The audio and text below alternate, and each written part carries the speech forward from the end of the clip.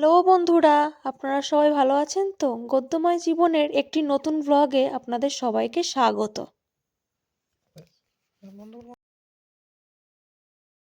এই দেখুন এই কচুগুলো এই যে এইভাবে মা পিস পিস করে কেটে এইভাবে খোসা ছাড়িয়ে তারপরে ওই যে চিড়ে চিড়ে দিচ্ছে।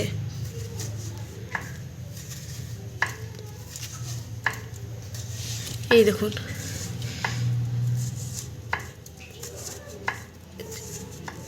এই দেখুন কতটা, ভিডিওতে অত ভালো দেখাতে পাচ্ছি না। ওই দেখুন, একবার এদিক থেকে একবার ওদিক থেকে। এই রেসিপিটা খুব সুন্দর লাগে, মা করে দারুণ লাগে, নিরামিষের দিন করে।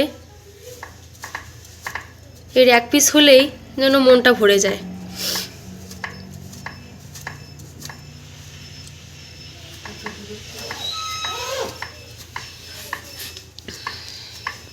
কদম ফুলের মতন দেখুন, এবার বোঝা যাচ্ছে। এই দেখুন এইভাবে এরম করে করছে, কারণ নুন ঝালটা ভেতরে ঢুকবে ভালো। এই যে এই কটা কেটে নিয়েছে মা, সবার দুটো দুটো করে। এই যে জল গরম বসিয়ে দেওয়া হয়েছে, জল ফুটেও গেছে। ওই কচুগুলো ভাপে দেওয়া হবে, এর মধ্যে নুন হলুদ দেওয়া হবে যাতে কচুর মধ্যে নুন হলুদটা ঢোকে ভালোভাবে।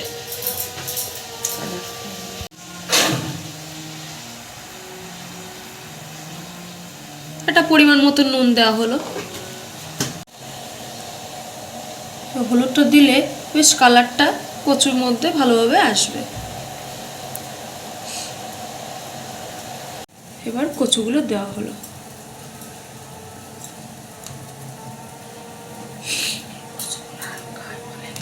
এই কচুগুলো ছোলার মতন হালকা হয়, দেখুন জলের মধ্যে দিলেই ফুলে উঠে রয়েছে। এই যে এবার বোঝা যাচ্ছে কীভাবে চিড়ে দিয়েছিল মা, তখন বোঝা যাচ্ছিল না, এখন এই হলুদগুলোতে কালারে দাগগুলো বোঝা যাচ্ছে। দেখুন এইভাবে চিড়ে দিয়ে নেবেন। এই যে এবার সেদ্ধ হয়ে গেছে, এবার তুলে ফেলা হবে।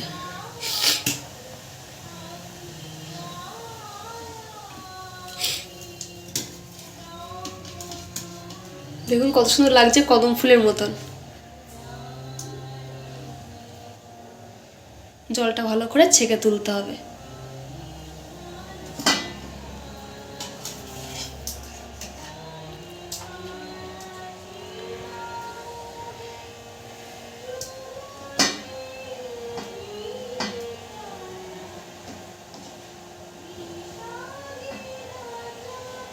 নিয়ে নিয়েছি একটা টমেটো কুচি করে, একটা ক্যাপসিকাম কুচি করে, 4-5টা কাঁচা লঙ্কা চিড়ে দিয়ে, আর আদা গ্রেটারে ঘষে নেওয়া হয়েছে।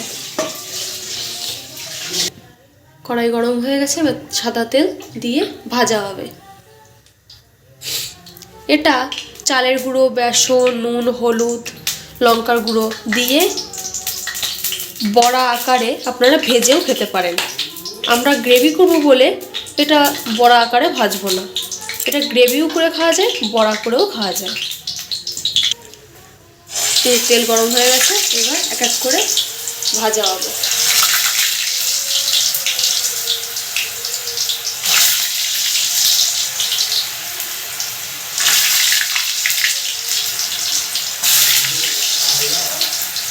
আজকে আমি রান্না করছি না, আমার মা রান্না করছে, মানে শাশুড়ি মা।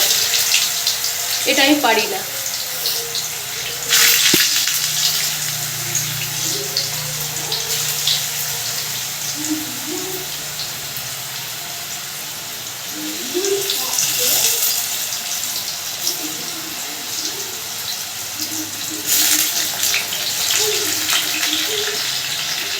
আর এইদিকে জল গরম বসিয়ে হয়েছে। জোর কম দিয়ে ভাজবেন, তাহলে ভেতরটা কাঁচা থাকবে না। আমার ভিডিওটা ভালো লাগলে আপনারা অবশ্যই সাবস্ক্রাইব করে দেবেন, আরও যেন আমি ভিডিও করতে পারি। এক পিঠ ভাজা হয়ে গেছে কড়া করে, বাদামি রং করে। এবার আর এক পিঠ ভাজা হবে। দেখুন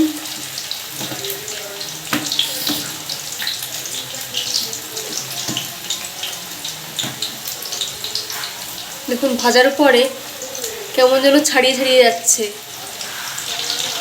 চেরাগুলো ফাঁকা ফাঁকা হয়ে যাচ্ছে। খাওয়ার সময় একদম যেন কোয়া কোয়া হয়ে যায়।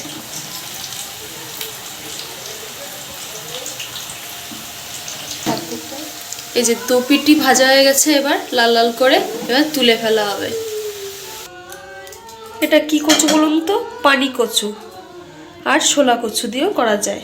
পানি কচু মানে হচ্ছে যে কচু শাক আমরা খাই, সেই কচু শাকের কচু হচ্ছে পানি কচু। এবার সর্ষের তেল দিয়ে হলো, তেল গরম হয়ে গেছে। এবার জিরে ফোড়ন, শুকনো লঙ্কা ফোড়ন আর তেজপাতা দেওয়া হবে।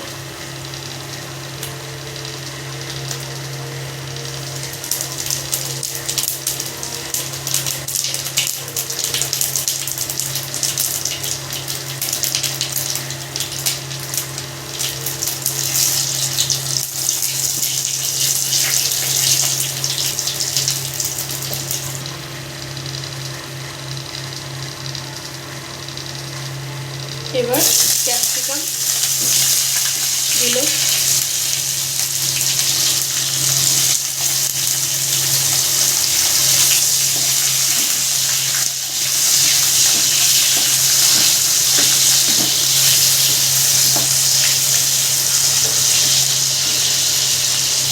এবার টমেটো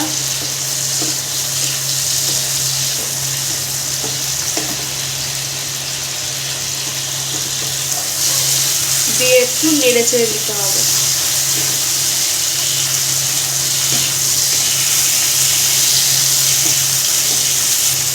এবার কাঁচা লঙ্কা চিড়ে,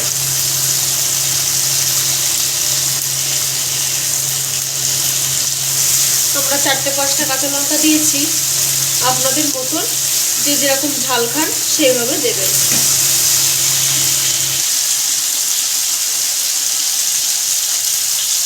এবার পরিমাণ মতো নুন, পরিমাণ মতো হলুদ,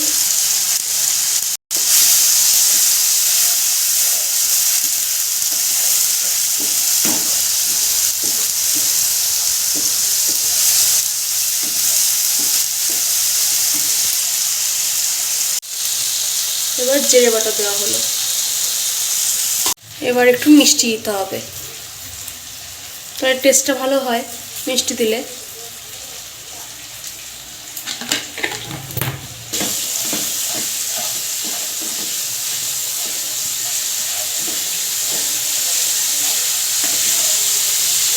ক্যাপসিকাম বাড়িতে না থাকলে আপনারা নাও দিতে পারেন। টমেটোটা একটু দেওয়ার চেষ্টা করবেন, টমেটোটা। এবার গরম জল দিয়ে দেওয়া হলো একটুখানি।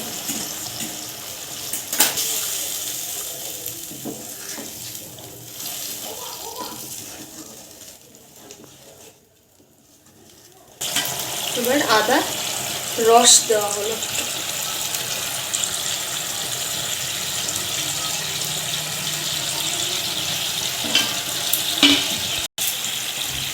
যে চিকচারে আদাটা ঘষেছিলাম সেই আদাটা দিইনি, সেখান থেকে রসটা নিংড়ে দেওয়া হলো।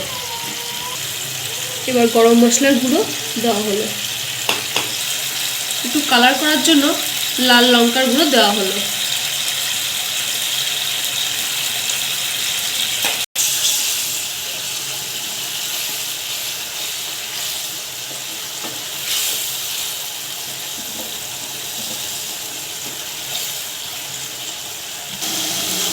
একটু ঘি দেওয়া হবে।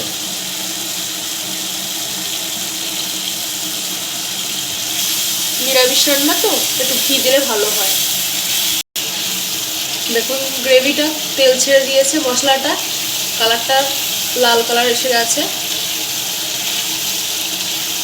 মশলায় কষাতে কষাতে তেল যতক্ষণ না ছাড়বে ততক্ষণ এভাবে কষিয়ে যাবেন, আর যেন তলা না লাগে। এবার কচুটা এক এক করে মশলা কষার মধ্যে দিয়ে দিলাম।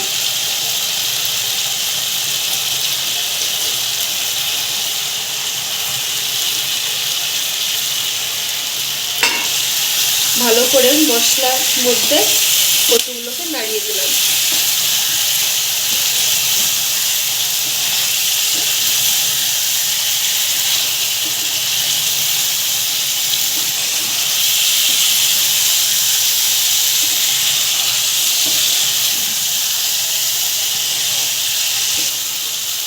এবার জল গরম দিয়ে দিলাম। কষানো হয়ে গেছে। এবার একটু দুধ দেওয়া হবে। আপনারা গুঁড়ো দুধ দিতেও পারেন, আবার লিকুইড গুঁড়ো দিতে পারেন। আমাদের লিকুইড দুধ আছে বলে লিকুইড দুধ দিচ্ছি।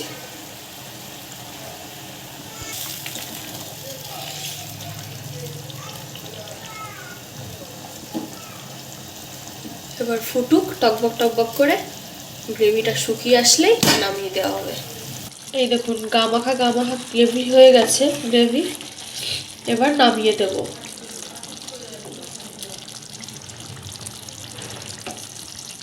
আপনারা এইভাবে করে খেয়ে দেখবেন, দেখবেন নিরামিষের দিন আর চিন্তাই লাগবে না যে কি খাবো। পনিরও লাগবে না। এটা খুব সুন্দর লাগে, দুর্দান্ত লাগে।